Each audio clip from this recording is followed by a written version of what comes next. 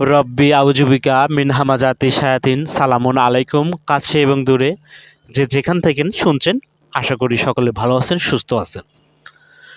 তো আজকে আমার আলোচনার বিষয় শবে বরাত সম্পর্কে আল কোরআন কী বলে, আর প্রচলিত শবে বরাত পালন করে মানুষ বেশি শিরক করছে। তো মানুষ যে প্রচলিত শবে বরাত পালন করে শিরক করছে, আর যারা শিরক করবে তাদেরকে আল্লাহ ক্ষমা করবেন না। 4 নম্বর সূরা নিসার 48 নম্বর আয়াত, 4 নম্বর সূরা নিসার 116 নম্বর আয়াত দেখে নেবেন। আর আল্লাহ তাদেরকে কি করবেন? জাহান্নামে দিবেন। 5 নম্বর সূরা মায়দার 72 নম্বর আয়াত। তো প্রচলিত শবে বরাত মানুষ পালন করে শিরক করছে। তো শুনে আপনি আমার প্রতি আপনার রাগ হতে পারে। তো দর্শক, আপনি ধৈর্য সহকারে শুরু থেকে শেষ পর্যন্ত সঙ্গে থাকুন, তাহলে বুঝতে পারবেন। তো যদি আপনি শবে বরাত সম্পর্কে ইউটিউবে সার্চ করেন বা শবে বরাতের রাতে যদি মসজিদে যান, তাহলে ওখান থেকে আপনি অনেক কিছুই শুনতে পাবেন হুজুরদের মুখে।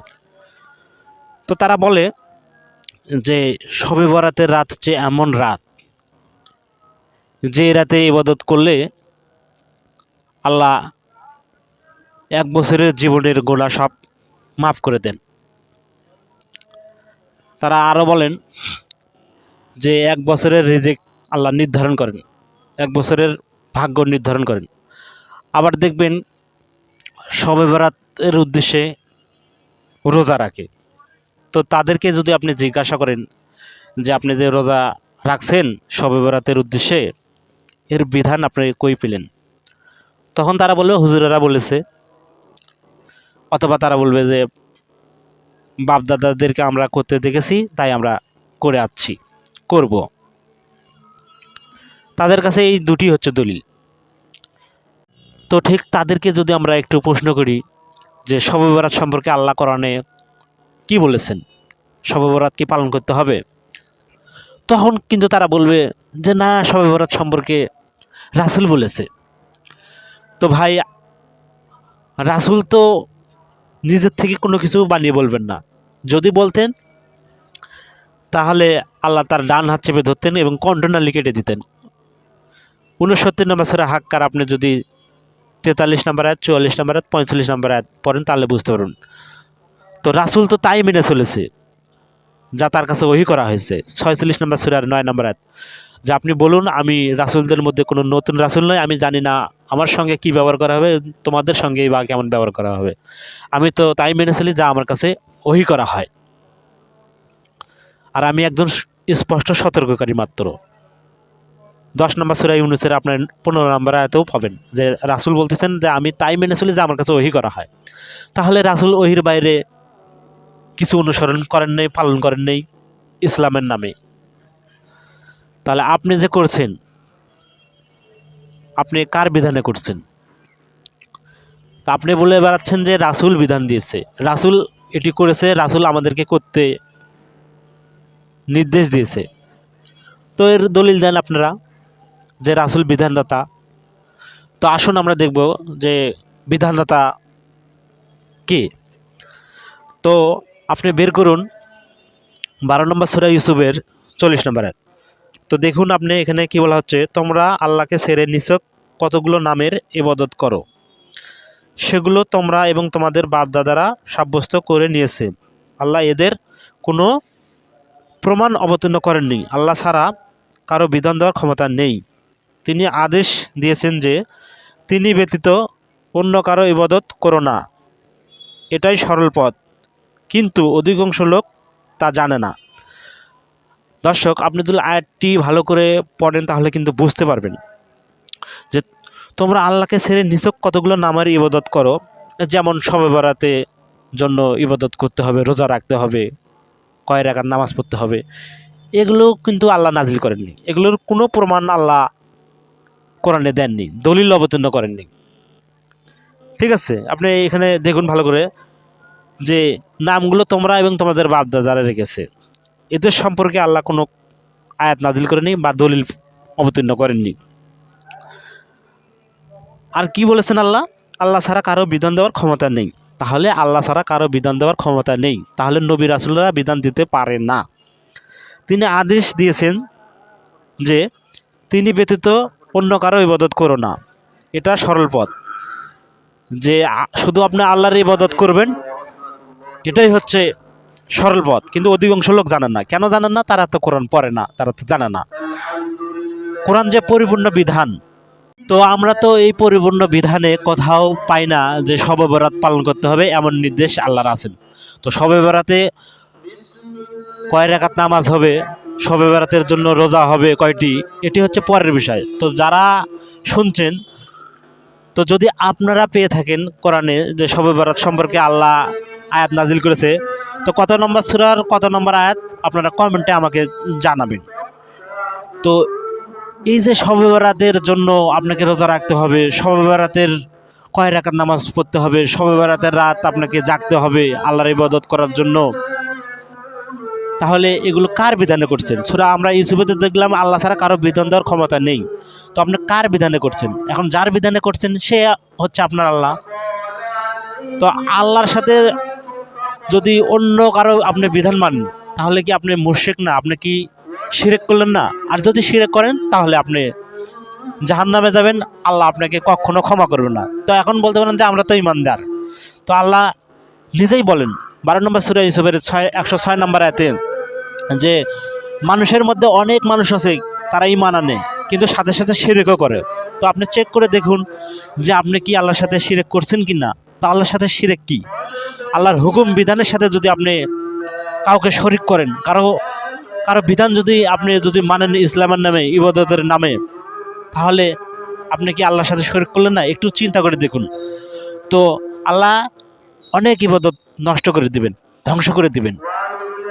25 নম্বর সূরা ফুরকানের আপনি 23 নম্বর আয়াত দেখে নেবেন যে সেদিন আমি সেই আমলগুলোর দিকে অগ্রসর হব, এরপর সেগুলোকে বানিয়ে দেব ধূলিকণায়। ঠিক আছে, নষ্ট করে দেবেন আল্লাহ, সেগুলোকে আল্লাহ ধূলিকণায় পরিণত করবেন, নষ্ট করে দিবেন। তো একটু চিন্তা করে দেখুন যে আমলগুলো যারা কোরআন ভিত্তি করে সেগুলোকে আল্লাহ নষ্ট করে দিবেন, না মানব রচিত কিতাব থেকে যারা আল্লাহর ইবাদত করছে মানব রচিত কিতাব থেকে সেগুলোকে নষ্ট করে দেবে? একটু চিন্তা করে আপনি দেখুন। ঠিক আছে, তারা দেখবেন যে এমন বক্তব্য দেয় সেগুলো শুনলে মনে হচ্ছে যে সত্যি আল্লাহ বলেছেন, অথচ আল্লাহর কিতাবে নেই। তারা জেনে শুনে মিথ্যা কথা বলে। 3 নম্বর সূরা আল ইমরানের 78 নম্বর আয়াত যে তাদের মধ্যে এক শ্রেণীর মানুষ আছে তারা মুখ বাঁকিয়ে আল্লাহর কিতাব পাঠ করে, যাতে করে তোমরা মনে করো যে তারা আল্লাহর কিতাব থেকে পাঠ করছে, অথচ তা আল্লাহর কিতাবে নয়। তারা জেনে শুনে মিথ্যা কথা বলে।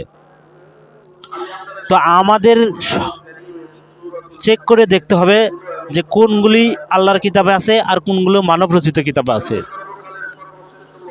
কারণ কোরআন আপনাকে বলে দিবে কোনটি সত্য আর কোনটি মিথ্যা। 2 নম্বর সূরা আল বাকারার 185 নম্বর আয়াত, 86 নম্বর সূরা তারিকের 13 নম্বর আয়াত আপনারা চেক করে নিন। নিশ্চয়ই কোরআন সত্য মিথ্যা পার্থক্য করে, তো কোনটি সত্য আর কোনটি মিথ্যা, কোনটি মানব রচিত আর কোনটি আল্লাহর কিতাবের থেকে এসেছে। আল্লাহ আবার বলেন যে এক শ্রেণীর মানুষ আছে তারা আল্লাহকে বাদ দিয়ে আলেম এবং দরবেশদেরকে তাদের রব বানিয়ে নিয়েছে। 9 নম্বর সূরা তাওবার 31 নম্বর আয়াতে। তো আপনি যে শবে বরাতের উদ্দেশ্যে আপনি রোজা রাখছেন, আপনি শবে বরাতের উদ্দেশ্যে রাত জাগছেন, শবে বরাতের উদ্দেশ্যে আপনি নামাজ পড়ছেন, কত রাকাত নামাজ হবে সেগুলো আপনি প্রশ্ন করছেন। এই প্রশ্নগুলোই তো হচ্ছে কোরআনের বাইরের প্রশ্ন ভাই। আপনি চিন্তা করে দেখবেন যে কোনটি কোরআন ভিত্তিক আর কোনটি কোরআনের বাইরে। আমাদের চিন্তা করার সময় এসেছে। কোরআন হচ্ছে পরিপূর্ণ বিধান, এই পরিপূর্ণ বিধানের বাইরে আপনি অন্য কিছু করতে পারেন না, কারণ বিধানদাতা শুধুমাত্র আল্লাহ।